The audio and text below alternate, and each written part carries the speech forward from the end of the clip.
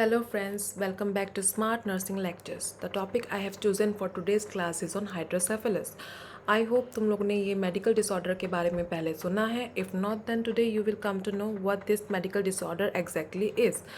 तो अगर हम लोग start करें, one more important thing, I will be covering this medical disorder into two halves, the part 1 and part 2. Part 1 में हम लोग इसका बेसिक कंसेप्ट क्या है, meaning, definition, the types of hydrocephalus, the associated etiological factors and mainly pathophysiology को discuss करेंगे. In the second part I will be mainly discussing the associated clinical features, diagnostic evaluation क्या क्या लेने हैं तो diagnose the disorder, and lastly the management. So let's start with the definition या फिर meaning. Okay, सो अगर तुम लोगों ने मेरा पहला यूट्यूब क्लासेस देखा है या फिर if you have join my channel तो तुम लोग को पता है I always prefer to start with the etymological meaning of the medical term. इस में अगर इसका इटिमोलॉजिकल मीनिंग देखें, इटिमोलॉजिकल मीनिंग का मतलब है जब मैं मेडिकल टर्म्स को तोड़ मोड़ के उसका ईजीएस्ट या फिर लेम भाषा में उसको अगर मैं एक्सप्लेन करूँ. सो अगर यहाँ पे तुम लोग देख रहे हो, if you see in hydrocephalus, अगर if we break this term into two halves it becomes hydro. अगर यहाँ पे हम लोग देखें दो ही टर्म्स निकल के आता है हाइड्रोसेफेलस में, that is one is hydro and another is cephalus. Hydro अगर हम लोग बोले generally it means water, right. जब भी हाइड्रा टर्म या हाइड्रो टर्म आता है we always relate it with water. वही अगर सेफेलस मेडिसिन में एज अ प्रीफिक्स या फिर सफिक्स यूज़ हो रहा है तो इट इज़ ऑलवेज एसोसिएटेड या फिर इसको हमेशा हम लोग ब्रेन के साथ रिलेट करते हैं ना. So we are discussing a medical term. अब ऐसा तो होगा नहीं कि पानी में ब्रेन चला जा रहा है ना, पॉसिबल नहीं है. दिमाग पानी में कैसे घुसेगा, बॉडी को घुसना पड़ेगा तब जाके कहीं ब्रेन घुसेगा, राइट. बट ब्रेन में पानी तो घुस सकता है ना. सो ब्रेन में जब पानी, सो द सिंपलेस्ट मीनिंग, लेम भाषा में अगर इसका सिंपलेस्ट हम लोग मीनिंग दे हाइड्रोसेफेलस का, ब्रेन में जब पानी जमा हो जाए तो उसी कंडीशन को हम लोग हाइड्रोसेफेलस बोलते हैं. मतलब the accumulation of water inside the brain is known as hydrocephalus. In the simplest way we can define hydrocephalus is as accumulation of water inside the brain. Okay, now the basic, let's start with the basic, that is what is hydrocephalus. सो हम लोग के brain में अगर तुम लोगों ने anatomy and physiology पढ़ा है अच्छे से एंड ब्रेन का अगर पढ़ा है तो हम लोग को पता है throughout the central nervous system there is a special fluid like substance that is known as cerebrospinal fluid, है ना. पूरा थ्रू आउट द तुम्हारा central nervous system cerebrospinal fluid हम लोग को मिलता है, जिसके 3 मेन काम होते हैं सेंट्रल नर्वस सिस्टम में. सबसे पहला है ये एज ए कुशन काम करेगा एंड ब्रेन को प्रोटेक्ट करेगा. कैसे? See, this is the brain. Brain के अंदर ब्रेन का मैटर है, द सब्सटेंस. यहाँ पे तुम लोग का सेरेब्रोस्पाइनल फ्लूइड देखने को मिलेगा.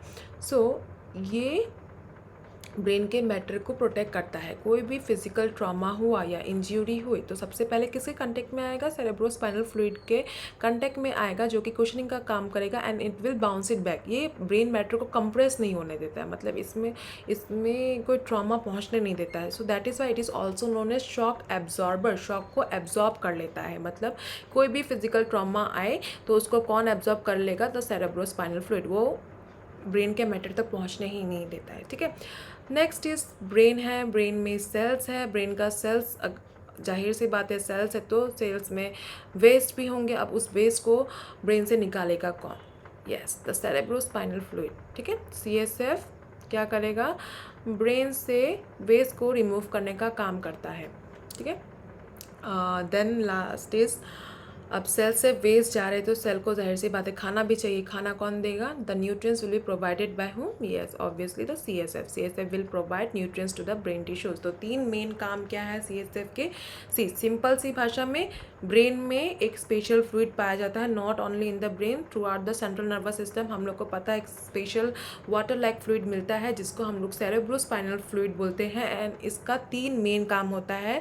सबसे पहला है पानी है, कुशनिंग का काम करेगा एंड ब्रेन के मैटर को प्रोटेक्ट करेगा। दूसरा है ब्रेन में सेल्स होंगे जो कि वेस्ट प्रोडक्ट्स निकालते हैं, अब उसको बाहर बॉडी से बाहर निकालने का काम कौन करेगा? CSF will help. Okay, and lastly brain cells को न्यूट्रिएंट्स कौन देगा? The CSF will provide the basic nutrients to the cell tissues. Okay, now next, normally जो हमने ये जो CSF डिस्कस किया ना, तो सेरेब्रोस्पाइनल फ्लूइड उसको बनना चाहिए एंड साइमल्टेनियसली उसको एब्जॉर्ब भी हो जाना चाहिए। So normally up to 150 ml हम लोग के बॉडी में रोज़ CSF बनता है। अलग अलग बुक में अलग अलग मिलेगा, कहीं पे 90 to 150 ml मिलता है, कहीं पे तुम लोग को 120 to 150 ml मिलेगा। कंफ्यूज नहीं होना है, अप टू 150 ml ये बनता है, ठीक है, जिसको डेली एब्जॉर्ब भी हो जाना चाहिए बॉडी के through. So the CSF is made and drain continuously, continuous process से बनता है, मतलब ये बनता है एब्जॉर्ब होता है, बनता है एब्जॉर्ब होता है, ठीक है, इसको मतलब ये दोनों साइमल्टेनियसली चलता रहता है।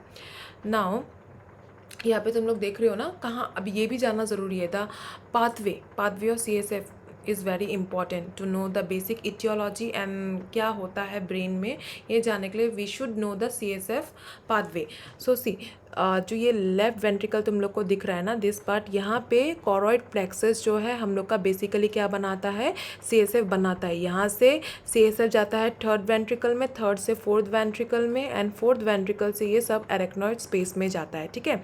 यहाँ पे लिखा ही है, लेफ्ट वेंट्रिकल से थर्ड एंड फोर्थ वेंट्रिकल्स में जाएगा, सब एरेक्नॉइड स्पेस में जाएगा। सब एरेक्नॉइड स्पेस से क्या होता है, ये बॉडी में एब्जॉर्प्शन के लिए चला जाता है, रीएब्जॉर्प्शन के लिए through your circulatory system, that is cardiovascular system.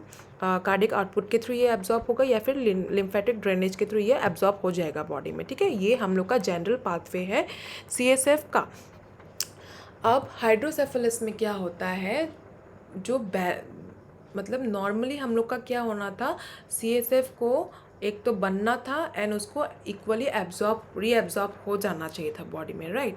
लेकिन हाइड्रोसेफेलस की कंडीशन में ऐसा देखने को नहीं मिलता। ये जो बैलेंस है इट विल ब्रेक, ये जो बन रहा है ना, एब्जॉर्ब हो रहा है ना, इसके बीच का जो बैलेंस है इट विल ब्रेक, जिसके वजह से क्या होता है, मतलब ये जो ब्रेक हो रहा है, अब रीज़न क्या होगा, देखो, अब रीज़न हो सकता है ये जो, या तो ऐसा हो रहा है कि CSF बहुत ज़्यादा बन रहा है बॉडी में, या फिर ऐसा हो सकता है CSF नॉर्मल बन रहा है पर प्रॉपरली एब्जॉर्ब नहीं हो रहा है।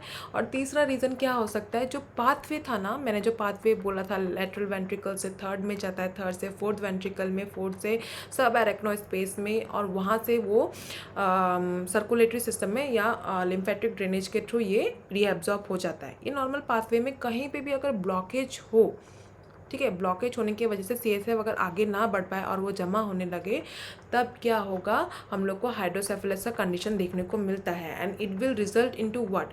अब देखो, या तो बहुत ज़्यादा बन रहा है, या फिर एब्जॉर्ब नहीं हो रहा है, या फिर ऑब्स्ट्रक्शन की वजह से क्या होगा, CSF जो है एक्यूमुलेट होने लगेगा, है ना। या तो बहुत ज़्यादा बन रहा है, उतना बॉडी एब्जॉर्ब नहीं कर पा रहा है, 150 ml जो बोला था, तो कहीं पे 200 ml बन रहा है या फिर 250 ml बन रहा है, तो उतना बॉडी एब्जॉर्ब नहीं कर पा रहा है, ये प्रॉब्लम हो रहा है। या फिर दूसरे में है कि 150 ml ही बन रहा है लेकिन बॉडी कम एब्जॉर्ब कर रहा है। 150 से बॉडी, चलो आज 100 ml किया, कल को सिर्फ 50 ml, मतलब बॉडी से जितना बन रहा है उतना एब्जॉर्ब नहीं कर पा रहा है। या फिर तीसरा है कि CSF जो है एक जगह से आगे बढ़ नहीं पा रहा है, उस जगह में जमा होने लग जाएगा, ठीक है। सो इसमें भी जमा ही हो रहा है, इसमें भी जमा ही हो रहा है, तो क्या होगा, CSF will start collecting inside the brain space में वो कलेक्ट होना स्टार्ट कर जाएगा। अब CSF is a water like fluid, है ना, ये it has same consistency as water, CSF water जैसा ही है। अब हम लोग को पता है हर एक फ्लूइड का अपना खुद का प्रेशर होता है ना। अगर फ्लूइड बढ़ेगा तो उसका प्रेशर भी तो बढ़ेगा। फ्लूइड में प्रेशर होता है ना। जनरल तुम लोगों ने पानी का झरना देखा होगा, बहुत प्रेशर से नीचे उतरता है ना। एंड पता है तुम लोग को, फ्लूइड का प्रेशर से तुम लोग एक लोहा भी काट सकते हो अगर उसको प्रॉपर हम लोग ने प्रेशर में यूज़ किया। इतना प्रेशर अगर होल्ड कर सकता है एक फ्लूइड, तो अब हर फ्लूइड का अपना खुद का प्रेशर है। फ्लूइड इंक्रीज होगा, प्रेशर भी इंक्रीज होगा, ठीक है।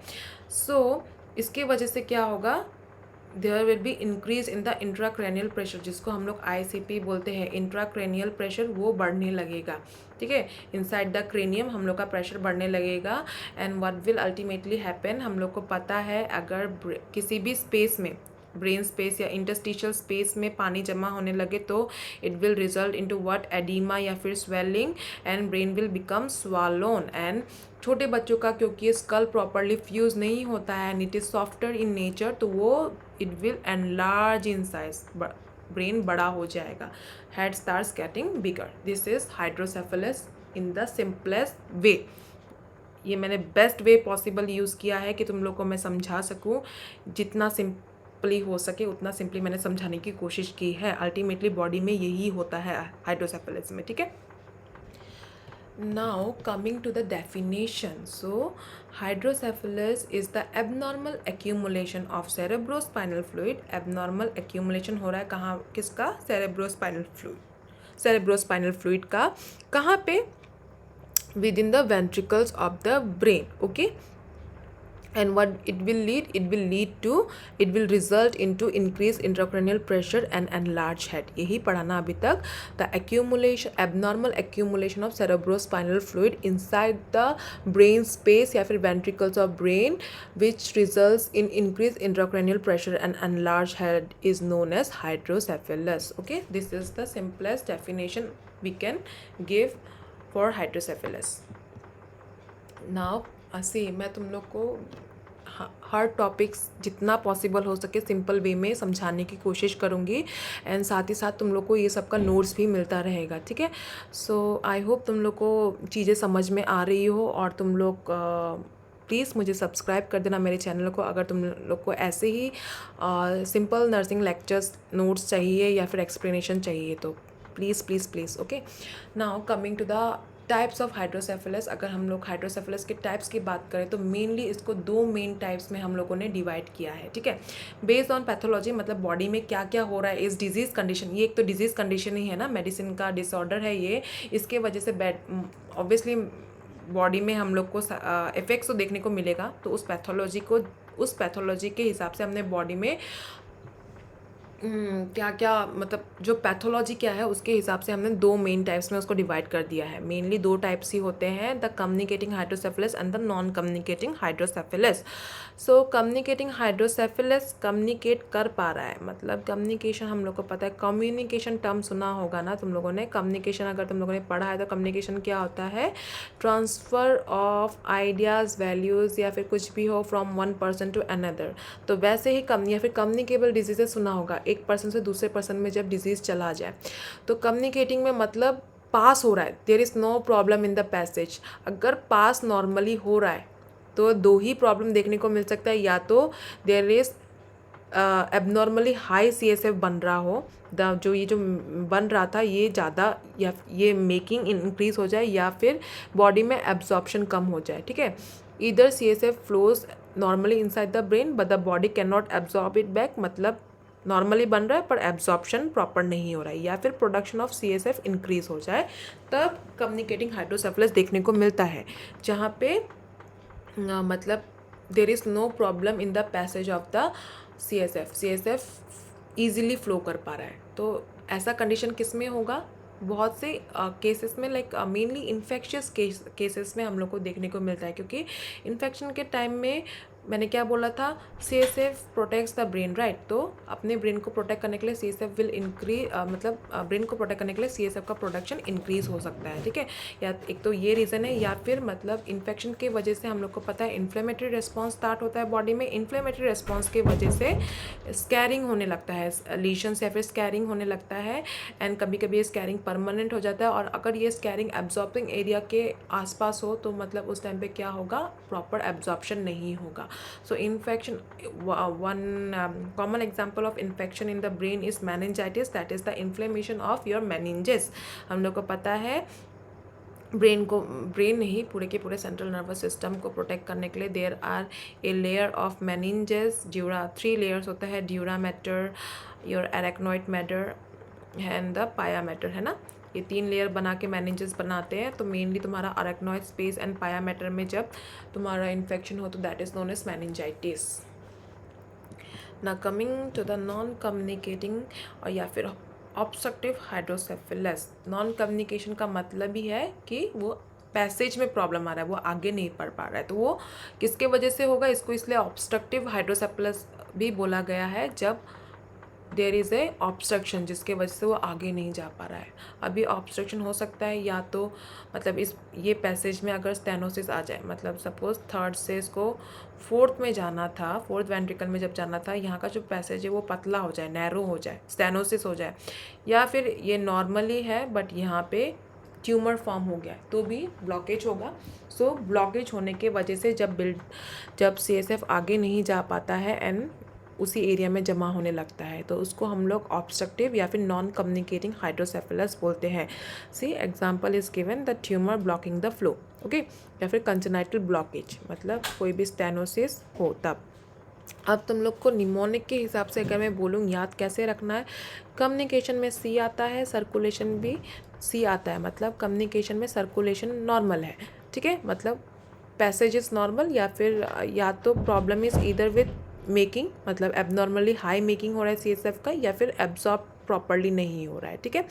एंड दूसरा इज ऑब्स्ट्रक्शन, ऑब्स्ट्रक्शन को याद रखना है ब्लॉकेज के साथ, ठीक है। ऑब्स्ट्रक्शन इज ऑलवेज, ऑब्स्ट्रक्शन मतलब क्या, ब्लॉकिंग हो रहा है, ब्लॉक हो रहा है रास्ता, तो सर्कुलेशन तब नॉर्मल नहीं होगा, सर्कुलेशन ब्लॉक होगा, ठीक है।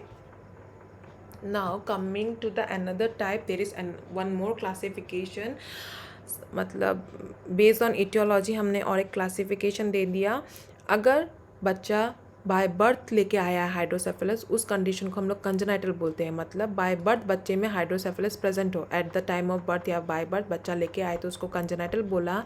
एंड आफ्टर बर्थ अगर बच्चा ड्यूरिंग द लाइफ स्पेन इस डिजीज़ कंडीशन को डेवलप कर जाता है तो उसको हम लोग एज एक्वायर्ड बोलते हैं। So based on etiology it can be divided as congenital और एक्वायर्ड हाइड्रोसेफलस, ठीक है। But the main classification is communicating and non communicating hydrocephalus. Now coming to the causes और इटियोलॉजिकल फैक्टर्स, तो based on etiology जो हमने बोला था ना, it can be divided into congenital and acquired, हमने अगेन कॉजेज को भी वैसे डिवाइड कर दिया। तो कंजेनाइटल मतलब बच्चा at the time of birth या फिर बाय बर्थ लेके आया है ये condition, right.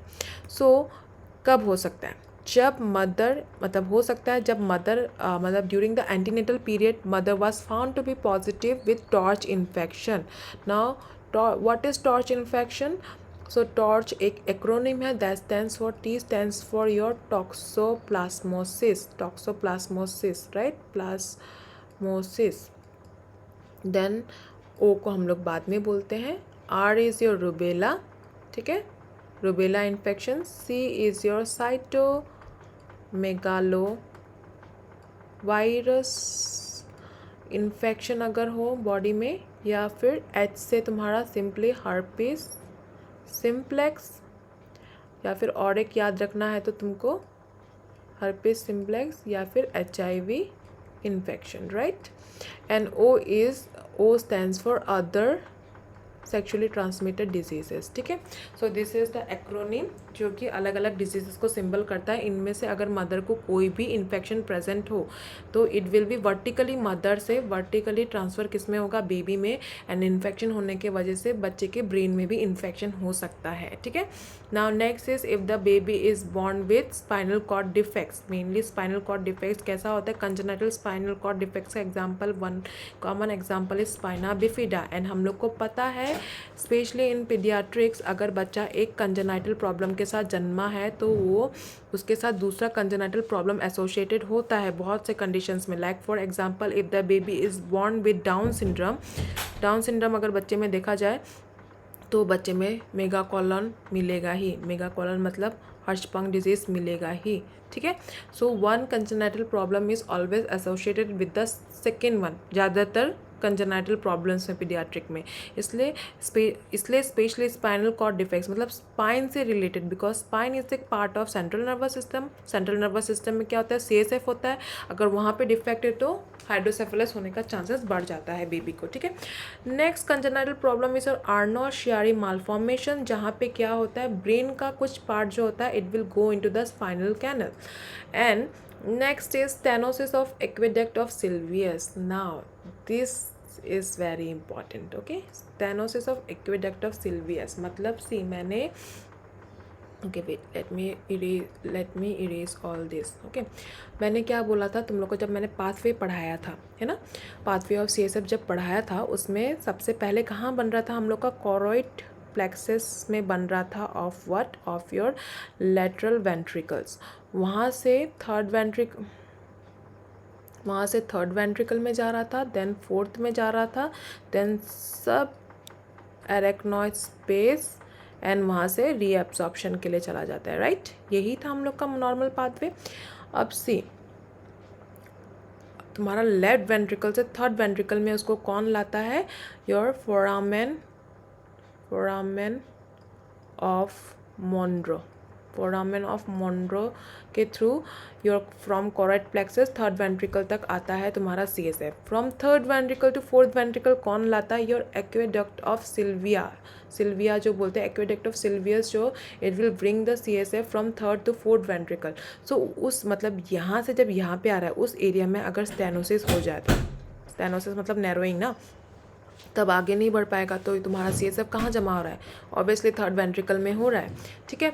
Next condition is dandy walker syndrome, जहाँ पे ऑब्स्ट्रक्शन कहाँ होता है, फोर्थ वेंट्रिकल तक सब एरेक्नोइड स्पेस जब आता है, तो वो किसके थ्रू आ रहा है, तुम्हारा through your foramen of Luschka और मैगेंडाई, ठीक है। फोर्थ से सब एरेक्नोइड स्पेस में through your foramen of Luschka और मैगेंडाई आता है, एंड वहाँ पे अगर ऑब्स्ट्रक्शन हो जाए ट्यूमर के वजह से, कंजेनाइटल ट्यूमर्स प्रेजेंट हो, या फिर कंजेनाइटली इसमें स्टेनोसिस हो जाए या नैरोइंग हो जाए, उस टाइम पे ये कंडीशन देखने को मिलता है, and the CSF will start accumulating in the fourth ventricles. Okay, so these are the congenital etiological factors of hydrocephalus. Now coming to the acquired ones. So acquired मतलब बच्चा जन्म हो गया है, जन्म के बाद उसने ड्यूरिंग हिज लाइफ स्पेन ये कंडीशन डेवलप की है। सो ये मोस्ट प्रोबेबली इन्फेक्शंस की वजह से हो सकता है, अगर ब्रेन्स में इन्फेक्शंस हो रहा है, लाइक योर मेनिंजाइटिस, मतलब मेनिंजेस में इन्फ्लेमेशन हो रहा है, हम लोग ने ऑलरेडी डिस्कस किया, right.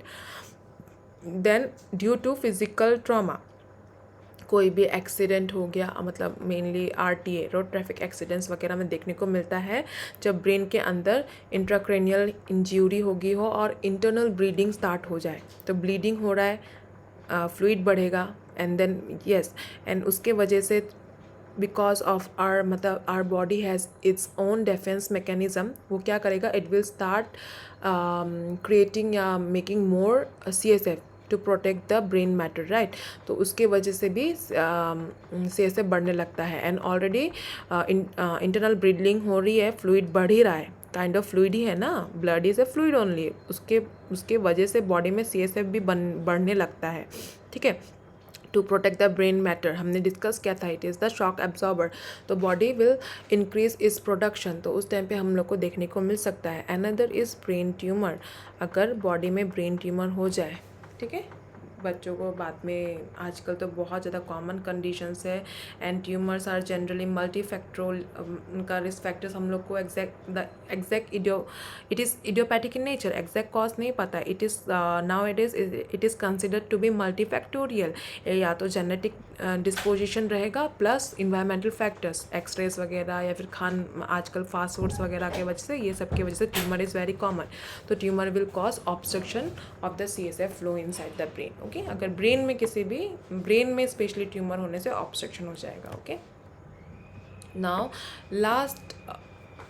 Last of today's class is pathophysiology. Okay, so मतलब डिजीज़ हुआ है बॉडी में हाइड्रोसेफेलस, अब उसके वजह से बॉडी का फिजियोलॉजिकल कंडीशन या फिर बॉडी का फंक्शनिंग कैसे बिगड़ रहा है, that we will discuss. Patho मतलब पैथोजेनेसिस हुआ है बॉडी में, there is a pathological condition that is your hydrocephalus, and what it is causing inside the body, जो कि बॉडी के फंक्शन को बिगाड़ दे रहा है, that we will discuss. So let's understand this logic very simply.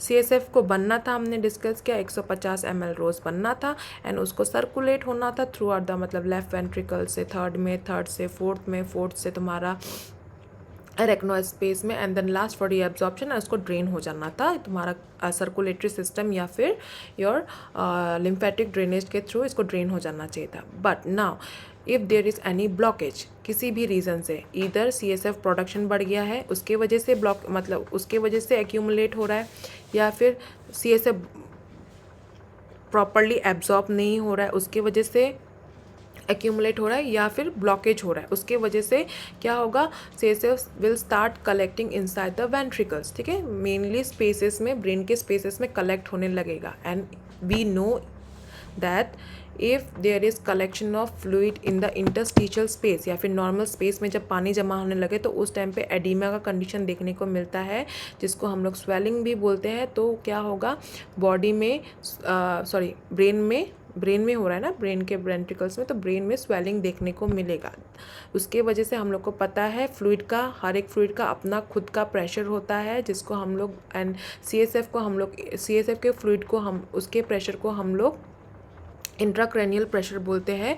तो this increases pressure inside the head, मतलब ब्रेन था, ब्रेन में फ्लूइड जमा हुआ, फ्लूइड का अपना खुद का एक प्रेशर होता है एंड ब्रेन के फ्लूइड के प्रेशर को हम लोग इंट्राक्रैनियल प्रेशर बोलते हैं because it is inside the cranium.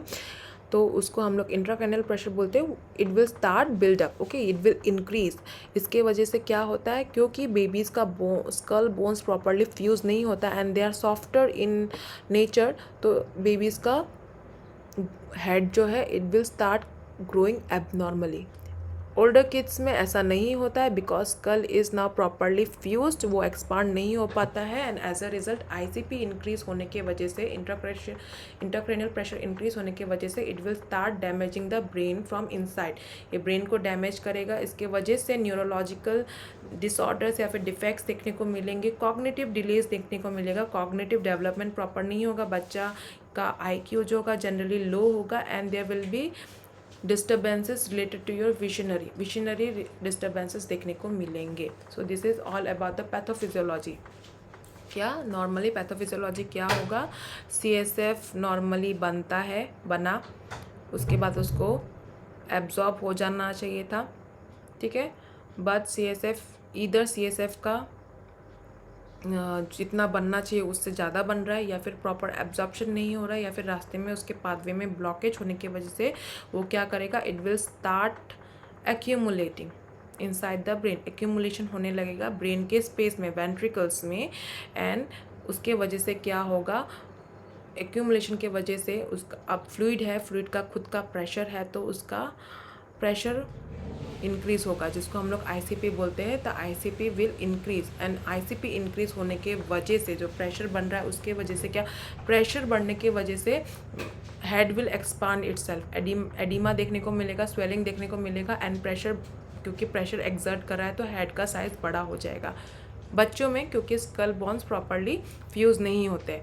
Older kids में क्या होगा, क्योंकि अब स्कल बोन्स अच्छे से बन गए हैं तो वो हेड के साइज़ को तो नहीं बढ़ा पाता है, तो ये प्रेशर क्या करेगा, it will start damaging the brain matter, जिसके वजह से हम लोग को न्यूरोलॉजिकल डिफेक्ट्स देखने को मिलेंगे, हम लोग को ब्रेन डैमेज देखने को मिलेगा, कॉग्निटिव डिले होगा, कॉग्निटिव डेवलपमेंट में डिले होगा and there will be visionary problems in the baby. So this is all about today's class. If you found this class helpful, don't forget to like, share and subscribe to my channel, and yeah, stay tuned for more smart nursing lectures. Thank you.